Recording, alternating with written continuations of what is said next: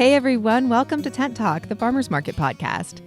This podcast is all about farmers markets. Whether you're a farmers market manager or a small farmer, food maker, or artisan selling at farmers markets, you have found just the right podcast. I'm Kat Fields-White. And I'm Bridget Myers. We're longtime farmers market managers, educators, and consultants. Today we're talking about making plans for a calm and productive fourth quarter, whether you're wrapping up your season or heading into holiday events. Or both. Or all of the above. All at the same time. Or everything. Let's take a deep breath. Today's episode of Tent Talk, the Farmers Market podcast, is supported by MarketWorks. If tracking the paperwork involved in market management all seems like too much sometimes, MarketWorks can help. Escape the generic spreadsheets and multiple payment systems and consolidate your market applications, space reservations, invoicing, and reports into their convenient online program. It's easy to establish and update vendor profiles and create polished market maps to give your website and your marketing some extra love with MarketWorks' simple interface. If you're ready to streamline your market management systems, contact Chris at MarketWorks by clicking on their logo on the resource page at farmersmarketpros.com. All right, well, welcome back to Tent Talk, everybody. We are having quite the busy start of fall, start of fourth quarter ourselves. Right? Right? Everything's happening. I feel like we say that every time. We do say that every time. We're having a busy time. summer. We're having a busy spring. So We must be market managers. We must be market managers and conference organizers. And conference organizers. Look and, at us. And podcast producers. That's right. That's right. We're not producing this. Oh, that's right. Podcast hosts. Podcast hosts. There we go. That's right. Hosts with the most. I'm doing a lot on the conference right now. You certainly are. I mean, along with a lot of market work that I wasn't exactly predicting, but... Oh, excuse me. No one was predicting that, okay? Can we just take a moment? Why don't you tell everybody what you've been doing in the time since I bought your business so that you could go write your book? Tell everyone. Well, a few things. Confess. This is a confessional podcast now. Well, I'm still working with the Chula Vista market, which started only 2.5 years ago. Yep. You didn't want to take that one. No, ma'am. No Sunday market for me. But there I am. And Yeah. I feel like I need to stick with that one until it's fully matured for somebody else to take it on. So I'm not on site much, although I did do a double shift yesterday because we had the market and then a special event that included the market at night. Also, so many special events. I will insert to say that the Chula Vista market has really made me proud as an onlooker. It's beautiful. It's such a great market. It's a great market. And I was talking to a longtime market vendor yesterday that's been in some of our other markets, Maya Madsen. Yeah. She said she loves that market and it's one of the best producers for her, and that she, instead of sending staff out, she comes and works it herself a lot because she just likes it. The community loves the market. The vendors are happy together. So that's cool. Yeah. So we have an on-site manager that's there. I'm there off and on when I'm in San Diego instead of Philly. But there's that. And then while I'm in Philly, this is probably the confession part. While I'm in Philly, where I definitely was not going to start a market, I have been coaching a team to start a market. And I did quite a bit of that in the last month. So the Point Breeze Community Market launched a few weeks ago. It's a lovely little market. It's amazing what it has brought out in that community, which is a little bit food insecure. It's bringing all different kinds of neighbors together, from older legacy residents to brand new residents and families, and they're very, very happy. But I'm doing a really good job of pushing them out of the nest, and they're very eager to take it over and run it themselves. And so they're still relying on me for some tips and tricks and direction, but they really are. They're going to do it. I'm not going to be managing that market. You're saying this on the record. I know. FYI. I I'm going to know. play this back to you at full volume. All right. I'm a huge amplifier. I'm telling you, everybody's in favor of that. I cooperated with them to hire them a good manager. Najia's amazing. Austin and Mickey are incredible members of the Point Breeze Business Association and really hands-on, and they're going to do a terrific job with that market. But yes, that has used up some time in Classic the cat. recent weeks. Classic cat can't sit on her hands for very long. No, So, but I really am spending more time on the conference since I'm not doing the market that you took over. I have very much noticed that as well. I feel like we're so ahead and just prepped, and I get excited every fall for the conference because this is kind of the time we start revving up, but this just really feels exciting because it feels like you've done so much great work. Yeah, it's incredible. And actually, we opened ticket sales, the super early bird ticket sales, a month earlier than usual this year. And right now, more people have registered than have usually registered by the end of October. Because they had a chance to, because we got organized and posted it. Who But knew? yeah, so that's rolling in really quick. We could sell out. Oh, I'm Yeah, yeah. excited. It is That very would be exciting. great. And we've accepted some speaker proposals, Mhm. and we've got the rest of them I'm kind of sorting through. And we've got a lot of duplicate proposals about certain topics, so we're going to have to, unfortunately, turn down some really good proposals. We're bringing some others in on topics that I feel were not represented well. We're reaching out to some people that I think will be good speakers there, but we're just about to get into the second phase of communicating with speaker proposal folks and letting them know one way or the other whether they're going to be on the schedule or not. So that's going well. Again, that's something that last year, there was a lot of craziness going on last year prior to the conference, and some of those speakers didn't get notified till a month before the conference, I think. So Yikes. we're well ahead this time, and Yes. that lets us be more intentional and create an amazing program for the Yeah. folks that attend. So that's I'm very cool. excited about that because I felt like last year was super smooth and wonderful. We had such great content. Everyone had such a good time. So to think that we're having this feeling where it's going to be even like better and more like fine-tuned this year, that's great. Yeah. So it's great for everybody coming. It's great for us. It's wonderful. I'm really, really excited. We did have a little heat wave for San Diego. I know that's not meaningful to some of you in hotter places, but it was like 95, okay? We were dying, okay? And we have humidity and we don't have good AC or insulated houses. So it was quite And a all of weekend. our markets are on asphalt. Yes. I mean, we are not Hot. we are not in those parts of the country where your markets are in parks. Yeah. Ours are on city streets, and when it's hot, ooh, it's hot. I was very jealous thinking of the Portland farmers markets that I love, having those huge towering trees keeping their markets shady. Now, of course, they have their own weather Right. challenges. But anyways, it was a hot weekend. So my family and I went to Mission Beach for the weekend. It was my husband's birthday weekend as well. And we had a great time there. And we went on a long walk. And we walked right past the Catamaran, which is where our conference is going to be this year. We're in a new location for the first time this year. And we walked through the bay side of it, which is the back of the resort. And it was just so lovely. It just reminded me, I've been there, a few times and walked that path many times. But it was nice to say, oh, we're going to have the conference here. It's going to be such a treat. That's going to be so fun. Such a great, place to be for our conference. Yeah. Conference attendees to gather. So I'm excited about that. Just got me extra pumped. Me too. Yeah. All right. So that's what we've been up to. Yep. I'm sure you've been up to your own adventures out there, you listeners. So today, let's talk about heading into the fourth quarter without stressing out. Except for the part about stressing out that it's already the fourth quarter. How did that happen? Oh, except about that. I say this every year now. I feel like, should we even say this anymore? Yeah, maybe Where not. did the year go? Where did the month go? They just go, folks. Let's just by. accept it. They're going to go. We just need to keep up. Yeah. So market folks are in a lot of different places right now. Some people are wrapping up their market season. Some market managers and some vendors are getting ready for busy holiday events along with their weekly markets. Got a lot of year-round markets where things are just continuing.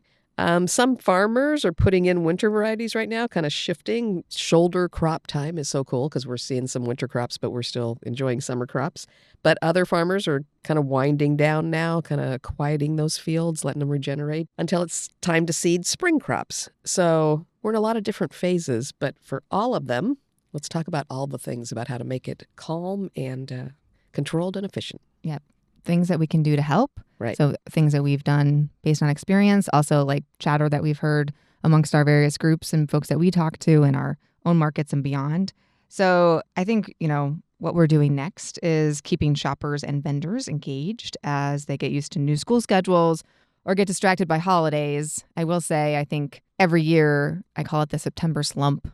And it was so apparent this year, like our whole summer. I mean, we're busy year round, but it was just jamming. Everything was so busy. And then as soon as school got back into session, which actually was a little earlier locally, I know schools go back at different times across the country.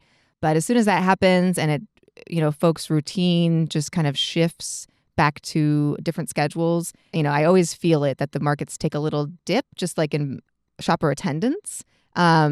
The weather, might shift a little bit, so that might affect things. So what I try to do to really, stay ahead of that and not let that bother us too much or bring us down is just remind everybody this happens every year. This is not like a new thing. It's not weird that it's happening. It's not a sign of something bad happening. It's just, people just change their routines. We just have to chill. We have to make it through September, and then it's like holiday season. I mean, I feel like it's already picking up right now. Right. So it's like end of September, we're moving into busy holiday season, fall weather, things like that. So if your market's still open all the way through, You might be feeling the same way in September. Even for people who don't have kids that are going back to school, I say that as kind of a reference point in time, but just like a little shift in schedules. Yeah, people just shift. That's maybe it's because we were all used to starting school then. I think a lot of us mentally consider that sort of the new year. Yeah. That's when we make new plans and we start looking at what we're going to do for that holiday season, and we start thinking about job changes and all those things. And it's funny, even though some things vary from different parts of the country because, Texas and Arizona, their markets really ramp up in the fall, but they don't ramp up in September. So I find that's almost universal no matter which market managers I'm talking to in which areas of the country. There's something about September. It's not really about the weather. It's about people's sort of attention is changing in September. Yeah. And then you get through those few weeks where maybe your attendance dips a little bit or your sales aren't quite what they could be, and then it's fine. Yeah. And so we'd like to rely on long-term vendors and farmers to remind the other vendors and farmers that, hey, this happens every year. It'll be fine. It's, just you can use a little extra time to play with your display and do things that you can't do when you're frantically busy with customers. So it's fine, and we'll get there. I did have a vendor, actually a longtime vendor, tell me that she wanted to take not the whole month of September, but take the last 2 weeks of September off because she said that she would like to revamp her booth space and experience for the customers. So she asked if she could just take 2 weeks off. She's not going on vacation. She's not doing anything. She just wants to kind of reorganize her booth and come back in October with like a great new experience because she's been at the market for so long and she just felt like it was getting a little stale. And I said, it's a good time of the year to do that. Yeah, and as a market manager, do I want someone to take 2 weeks off? No, but that's a good reason to, I think, is to kind of revamp and come back stronger, especially leading into holiday, New Year, spring, summer. I mean, this is a good time to kind of reassess things. So that's great. So as market managers, I think, my tip would be just be understanding that your vendors are also feeling this little shift. And so kind of work with them, remind them that it's okay, help them not freak out, and then say, what are some things you can do during this time? Not necessarily take time off the market, but at the market, how can you kind of reassess? How can you get ready for that fourth quarter going in strong into the holiday season or the end of the year? Yeah. And obviously she was cool, right? She gave you plenty of advance notice that she was going to do that. So you can book a vendor that's a substitute that doesn't get to be there every week. And I certainly did, and they're very excited. Yeah, there you go. Yeah. We have themed markets coming up. We've got trick-or-treat markets. Mm-hmm. We've got Christmas Village in Little Italy, East Village holiday markets that we're working on. Yeah. And then adding holiday vendors to our weekly markets. And I know you don't have as much space for that at your midweek market as you have in years past because you've been filling that up. Good job. Yeah. But we're actually going to do that too, even at the Chula Vista market. We've still got a little stretch of street space open that's not quite full yet. It'll probably fill up next year. But we're going to use that to book some holiday vendors for the December weeks and things. So we're working ahead on a lot of those plans to get that rolling. Which is such a great hint, I think, for other managers too. If you're thinking of like, what are some things I can do for the holiday season? If you have space around your market, if you're in a park or you're on a street where there's extra space where you can pop in extra vendors, maybe they don't want to participate year round because they're not ready to commit to that. And maybe you have, strong grocery vendors that are there all the time. It's important for them to be there weekly, year round. But around the holidays, pop in some extra holiday gift vendors or a gift wrapping booth or something special just for the holiday season. Start thinking of that now, and you can beef up the market, make it really fun and awesome during the holiday season. And then after the holiday season, they're free to go. Or what I found last year is that a lot of those vendors that had quote unquote popped in for the holiday season, they found that they love the clientele at the market and they were able to stay in the market offering something that's great for year round. So they're still there right now. Yeah, it's a wonderful way to kind of add to your roster and also kind of keep your market lively during the holidays. For sure. So all of these things, we're talking about planning ahead. So there's a few other things to plan ahead on. Mm-hmm. How about planning ahead for if you or your team gets sick? Because that happens in the winter. Oh, that's tough to plan for, but you should have a contingency plan for that. We were I think it was in our private market managers group, and somebody was talking about what do you do when you're deathly ill, you can't get out of bed, you have like the worst cold and flu ever, and you have the only key to the storage room at the market. Oh. So that's what I say about planning ahead. You can't necessarily plan on whether or not you're going to get sick, but putting a contingency plan into place so that you know which of your team members is assigned to kind of take the lead if you're out a day. Does everybody have access to what they need in terms of, EBT tokens and tents and all the things that you need for your info booth? And, who do you contact? And I think her resolution eventually was she had a staff member and somebody made a run to her house to get the key. And then one of her really trusted long-term vendors stepped up and kind of helped the staff member to get set up and things. But that was all very frantic to work out when she wasn't feeling well. Make a little plan ahead of time so that you're ready for that. Yeah, I think that's a great idea. You shouldn't have to show up sick. No. Is the thing. And so if you make a plan, you will be able to avoid some of those days when you just drag into the market. Not good for your recovery because you work at a time when you should let your body rest. Not good for the market. Not good for your market's morale to see you sniffling and going through boxes of tissues and not feeling well. So make a little plan so that you can cover that because it happens. Yeah. Things are going around. COVID's kind of actually popping up again. We're seeing a lot of that. There's flus and colds and all those things. The things that happen, back to school germs, things That's right. like that people are bringing home. So it's good to, this goes along with what we've talked about before on previous episodes and about like a legacy binder and like writing down all the things that you do as lead manager, operator of a market, having that kind of organized so that you can reference that in any kind of scenario where it's kind of at the last minute if you're sick. Awesome idea. What else can we plan ahead on? Staying ahead of bookkeeping, et cetera, for end of year reporting. So if you're collecting tax info and annual report and grant reporting data right now, it's a little easier to do it a little at a time versus on deadline. This is one of those do as we say, not as we do kind of things. What are you talking about? Of course you do this. I'm prepared right now, I promise. Yeah, so there's all of that. And then while you're planning for what's coming up, if you're doing extra holiday markets and events, plan to pace yourself. Don't let yourself get overloaded. How do you do a graceful no to, say, organizations that you've done a farmer's market with all year and have kept doing that, and they say, hey, let's do this other event right in the middle of everything else that's going on. How do we say no to that gracefully? I'm a little better at boundaries, I think, than you are. I You're a think you're yes right. person. I'm a no thank you person. True. Well, I'll typically just say, I think it's easier to say no if the regular markets that you are managing are doing very well and things are going wonderfully and you're full and all. It's easier to say no. So if you have a market that's just hasn't quite made it yet, you haven't hit your stride, you're not bringing in, significant or, amount of income that you're looking for at that market, it might be harder to say, no, I can't do this extra thing.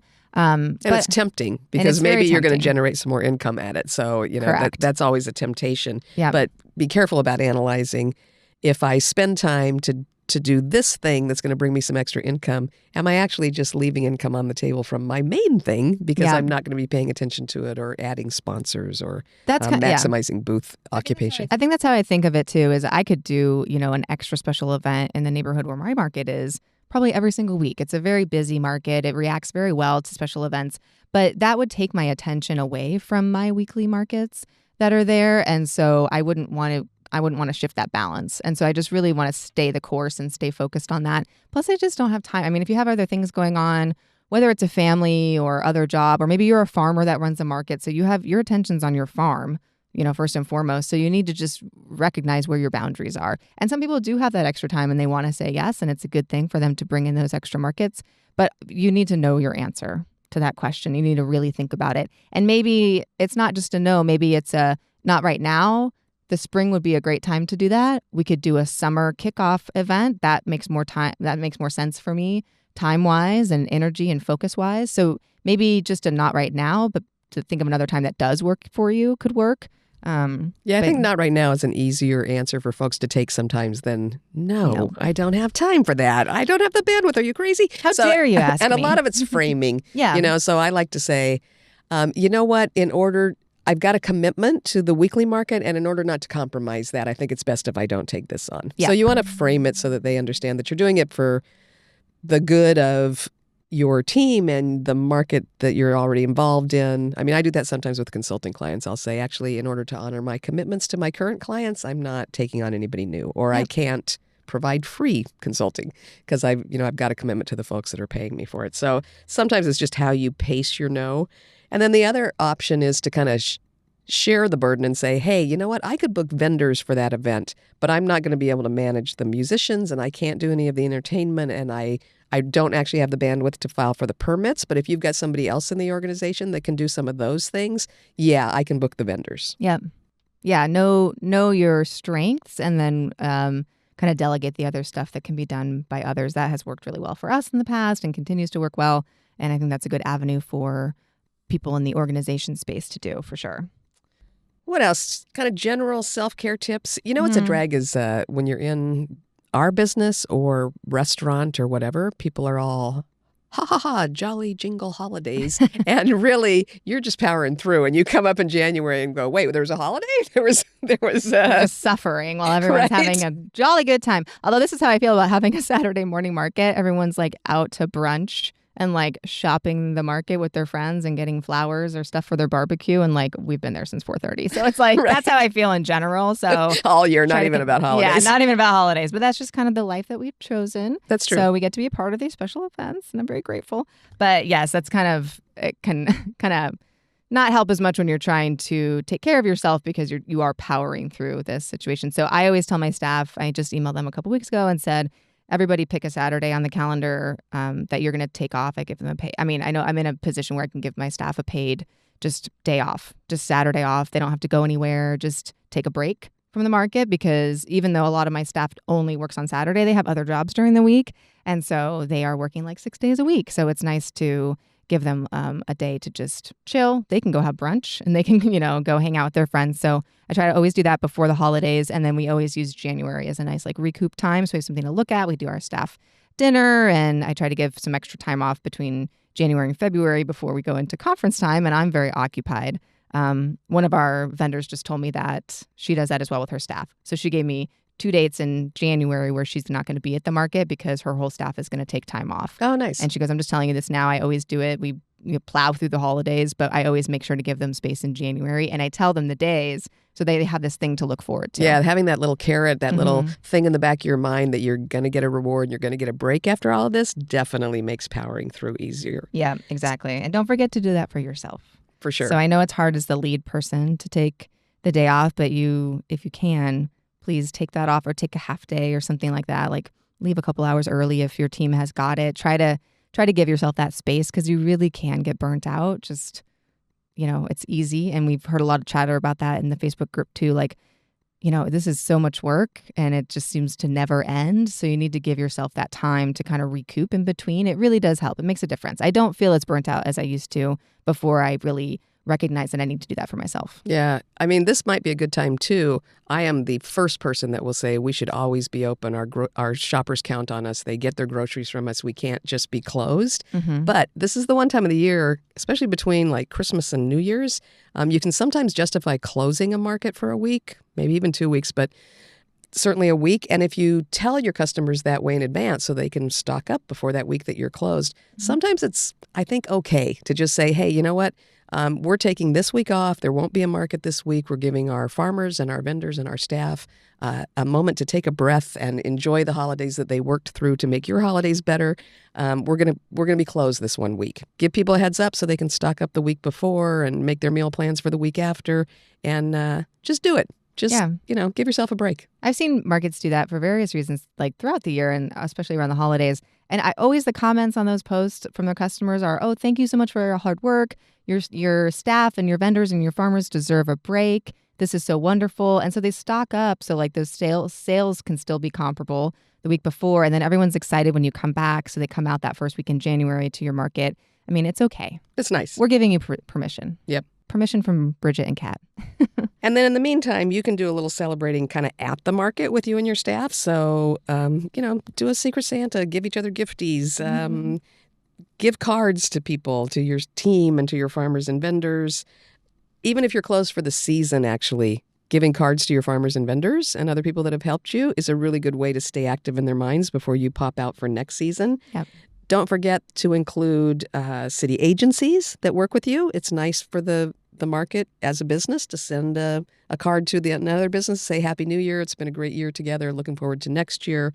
You can do that to your sponsors, absolutely positively. Maybe send them a little gift basket or a shopping bag with a nice card in it. Chefs who did demos with you, that kind of thing. So a nice thing at the end of the year is to remember to recognize everybody that helped you and give yourself a pat on the back and celebrate as well. That's right. So looking into wrapping up the end of the year as we head into the fourth quarter, just a lot to think about. So keep that top of mind and keep doing what you're doing. You help feed people, support local businesses, and bring neighbors together, and that is no small thing. 'Tis the season to plan to increase next year's success and also to recognize the good work you've done. Every year that you earn a living and create opportunities for others on your team to do that, all while growing community, is a cause for celebration. Thanks for listening today, and big thanks to MarketWorks for helping farmers market managers by putting all of the tools to succeed in one place, and for supporting Tent Talk, the Farmers Market podcast. Find more information and sign up by clicking the MarketWorks logo on the resource page at farmersmarketpros.com. And get ready to meet Chris and the rest of the MarketWorks team at Intense, the Farmers Market Conference, coming back to San Diego in March. Did you know that Chris brings his clients to Intense every year? Another good reason to sign up. So see you there. Please leave us a review on your podcast app or wherever you listen to Tent Talk. Let us and others know how you're enjoying the podcast. Be sure to subscribe so you don't miss the next episode of Tent Talk. Connect with fellow farmers market folks in our private Facebook group, the Farmers Market Pros Community, and follow us on Instagram at Farmers Market Pros. Find online education and other resources at farmersmarketpros.com. Tent Talk is brought to you by Farmers Market Pros, where passion meets profit. Tent Talk is hosted by Kat Fields-White and Bridget Myers and produced by Leandra Hayes, with original music by David Mead. Tune in next week for another great episode.